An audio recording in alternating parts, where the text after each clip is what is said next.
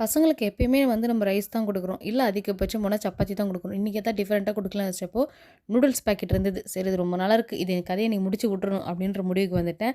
Morning வந்து first டீய போட்டு குடிச்சிட்டு கொஞ்ச நேரம் உட்காந்தேன். எப்படி பண்ணலான்ற ஐடியாக்காக பல மெத்தட் யோசிச்சேன் நான் வந்து நேத்தே சிக்கன் கிரேவி பண்ணும்போதே கொஞ்சம் சிக்கன் எடுத்து வச்சுட்டேன். ஆனா மார்னிங் தான் வந்து நான் மசாலா போட்டு ஊற வச்சிருந்தேன்.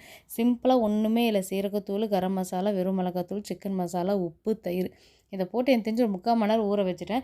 அது வந்து நான் ஃப்ரை பண்ணும்போது நல்லா சாஃப்ட்டா இருந்துச்சு. நல்லா இதில எலும்பே இல்லாதனால குட்டி குட்டியாதனால இன்னும் சீக்கிரமா ஒரு 5 நிமிஷத்துல எனக்கு அது வேலை முடிஞ்சிருச்சு. அத வந்து வேற பாத்திரத்தில மாத்தி வச்சுட்டு, அதே பேன்ல வந்து 2 முட்டைய உடைச்சு ஊத்தி, லைட்டா உப்பு மட்டும் போட்டு அதையும் கொஞ்சம் பெரட்டி எடுத்து வச்சுட்டேன் நானு. முன்னாடியே வந்து நூடுல்ஸ வந்து பக்குவமா வேக வச்சு வடிகட்டி எடுத்து வச்சுட்டேன். எண்ணெய்லாம் விட்டு ஒட்டாத அளவுக்கு. பேன்ல வந்து எண்ணெய் விட்டு வெங்காயம் போட்டேன். இதுவரைக்கும் தான் நான் பண்ணேன். அதுக்கு மேலலாம் ஐய்யயோ! என் பையன் டைம் ஆச்சுன்னு சொல்லிட்டு ஒரே தொல்ல.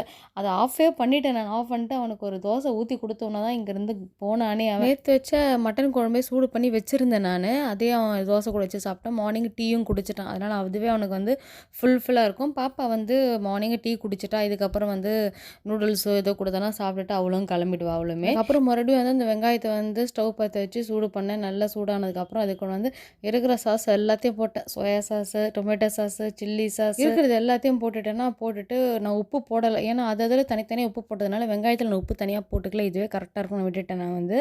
அதுக்கப்புறம் இருக்கிறது எல்லாத்தையும் போட்டு நல்லா கெளறி குடுத்துட்டேன். அந்த முட்டையும், சிக்கனையும் போட்டு கெளறி குடுத்துட்டு, கொஞ்சமா சில்லி பவுடர் போட்டுட்டு, ஆல்ரெடி நான் வேக வச்சிருந்தேன்ல நூடுல்ஸு, அத நான் கரெக்ட்டா வேக வச்சதுனால ஈஸியா இருந்தது எனக்கு. எங்கேயும் ஒட்டலலாம் நல்லா ஈஸியா வந்தது. அத போட்டு நல்லா கெளறி குடுத்துட்டு, கூட வந்து கொஞ்சம் மிளகுத்தூளும் போட்டு கெளறிட்டு, வேலை முடிஞ்சது. சிம்பிள். அப்படியே எடுத்து வாயில போட்டேன். நல்லா இல்ல. சப்புன்னு இருந்தது. என்னடா பண்ணுறதுன்னு யோசிச்சேன். ரொம்ப நேரம் நின்னு என்னடா பண்ணுறது? என்னடா மிஸ் பண்ணுவேன்? என்னடா மிஸ் பண்ணுவேன்னா, அப்புறம் என் பொண்ணு சொன்னா, "அம்மா அதுக்குள்ள ஒரு மசாலா பாக்கெட் இருந்ததே மறந்துட்டீங்களான்னு?" சொன்னா. ஆமால்ல மண்டைக்கு மேல இந்த கொண்டைய மறந்துட்டேன் பாருன்னு சொல்லிட்டு, அந்த மசாலாவ எடுத்து கொட்டிட்டு நல்லா கெளறி குடுத்தேன். செம்மையா இருந்துச்சு கலர்னோனே. அது என் பொண்ணுக்கு சாப்பிட்டு குடுத்தேன். சூப்பரா இருக்குதுன்னா 2 பேருக்கும் பேக் பண்ணிட்டேன். என்னன்னா, இது வந்து ஹோட்டல் ஸ்டைல் கண்டிப்பா கிடையாது. சாப்பிடும்போது ஹோம் ஸ்டைலும் தெரியும். ஆனா உண்மையா டேஸ்டியா இருந்தது. இந்த மாரி வேணா ட்ரை பண்ணி பாருங்க. இது வந்து நம்ம சமையல் எப்படி சொதப்புறோன்னு முக்கியம் இல்ல. அது எப்படி சரி பண்றது தான் முக்கியம். பசங்களுக்கு அது இதுக்கு தொட்டுக்கிறது வந்து நான் டொமேட்டோ சாஸ வச்சுட்டு இன்னைக்கான வீடியோல தான் பாய்.